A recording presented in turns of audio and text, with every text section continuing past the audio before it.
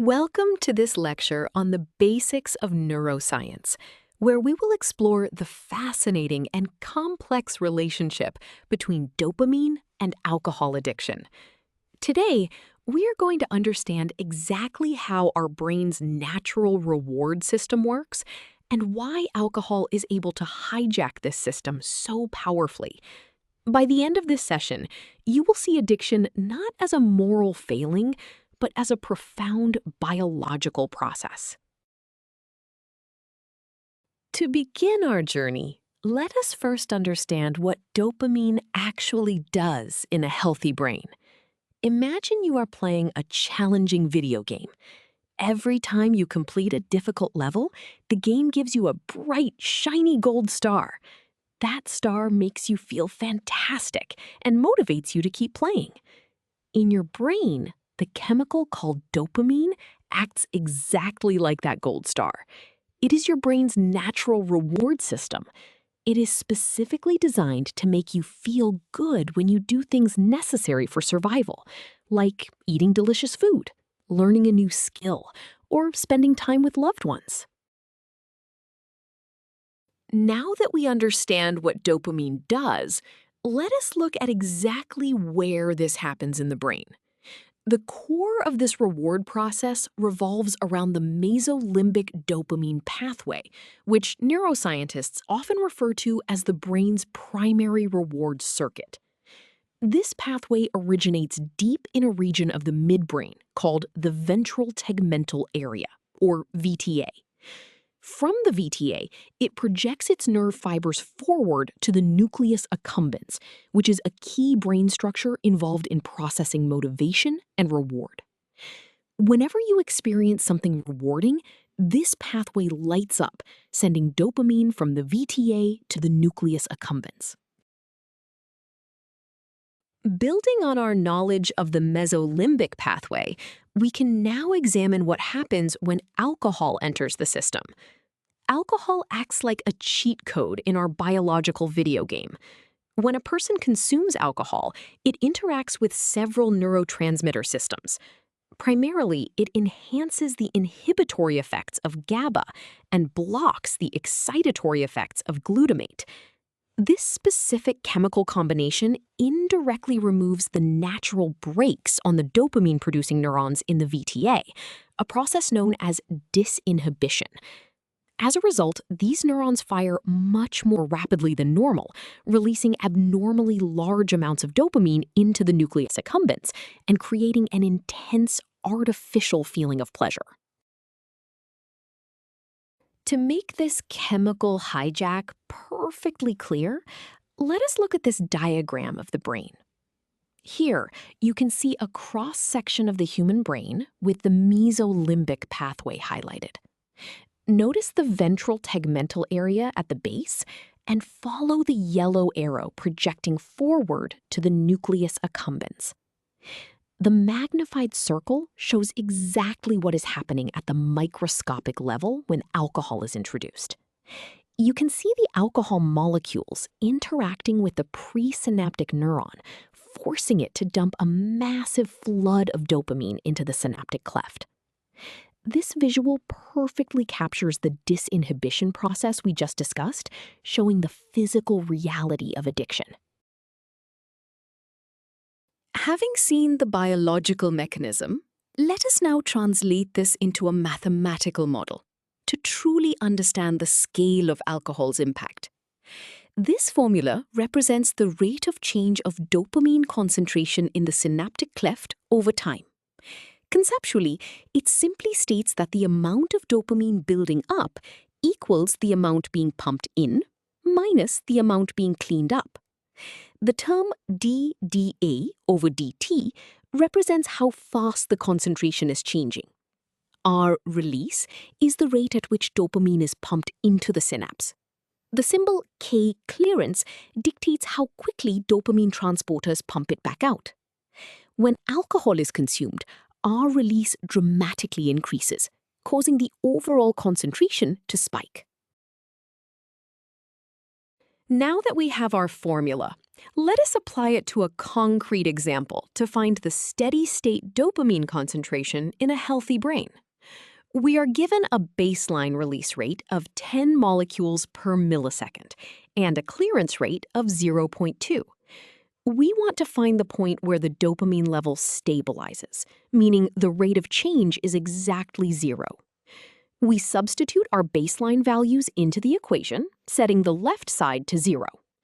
By moving the clearance term to the other side and dividing by zero point 0.2, we find the normal, everyday concentration.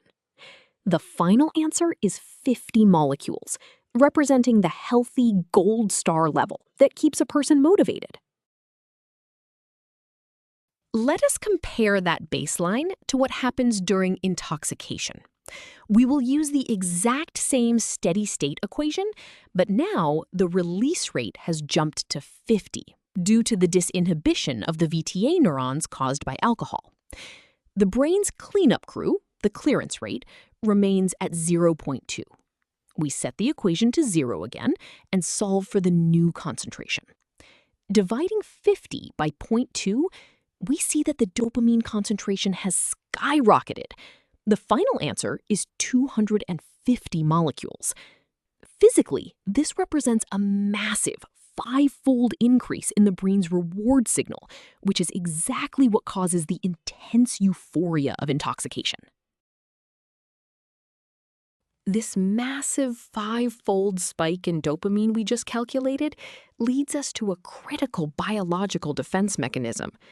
Because alcohol causes such extreme dopamine floods, the brain tries to protect itself from being dangerously overstimulated. It does this by physically reducing the number of dopamine receptors available to receive the signal. This biological process is called downregulation. Over time, as the brain destroys its own receptors to restore balance, the person develops severe tolerance, meaning they need more alcohol to feel the same effect. Furthermore, without alcohol, their reduced receptor count leads to the painful emotional lows of withdrawal. To truly grasp the severity of this adaptation, we can model receptor downregulation mathematically. This formula shows that the number of active receptors decays exponentially over time. Conceptually, it describes how cumulative damage builds up in the brain. N of T is the number of surviving receptors at any given time. N0 represents the initial number of healthy receptors before addiction began.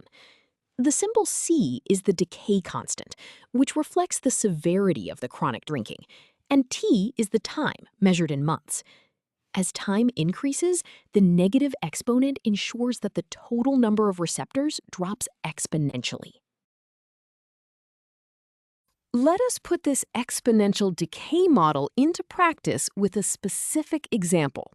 We are given a starting count of 1,000 healthy receptors, a decay constant of 0.05 per month, and a time period of 12 months of chronic alcohol abuse. We want to find out how many receptors remain after a full year. We substitute these values into our formula. Multiplying the decay constant by 12 gives us an exponent of negative 0.6. Evaluating e to the power of negative 0.6 gives us approximately 0.5488. Multiplying this by 1,000 gives our final answer of roughly 549 active receptors. Physically, this means the patient has lost nearly half their receptors, explaining why they feel numb without alcohol. The mathematical and biological realities we have just calculated bring us to a crucial shift in how society views addiction. For decades, addiction was unfairly judged as a simple lack of willpower or a moral failing, leading to immense social stigma. However, by mapping out the mesolimbic pathway and proving that alcohol physically alters brain chemistry and destroys receptors, neuroscience has redefined addiction as a legitimate, treatable medical condition. This biological understanding is the foundation for developing pharmacological treatments that can block dopamine spikes or safely manage withdrawal. Ultimately, this knowledge shifts our focus from punishing the addict to healing the brain's broken reward system. To conclude our lecture, let us review the key takeaways from today's session. First, we learned that alcohol artificially floods the brain's natural survival systems by disinhibiting the ventral tegmental area, leading to massive, unnatural spikes in dopamine. Second, we saw mathematically how the brain attempts to protect itself through receptor downregulation, which directly causes severe tolerance and painful withdrawal symptoms. Finally, and most importantly, we established that addiction is a profound chemical hijacking of the brain, not a failure of character. Understanding these biological mechanics is the first step in treating addiction with the deep compassion and medical care it truly requires.